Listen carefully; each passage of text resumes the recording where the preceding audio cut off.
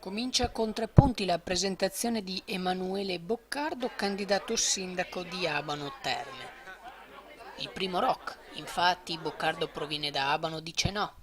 La costituzione delle liste civiche per continuare il lavoro cominciato nel presidio e l'associazione culturali I Lupi d'Italia, fondato per difendere identità e storia di Abano, promuovendo anche la cultura. Boccardo si candida per un'idea di politica partecipata che parte da Abano, dice no, e passa attraverso la città che deve tornare a splendere.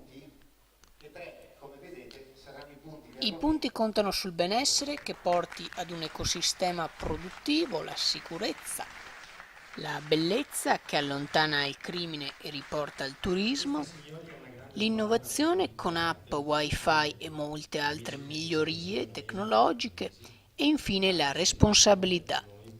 Responsabilità che Boccardo si assume scendendo in campo.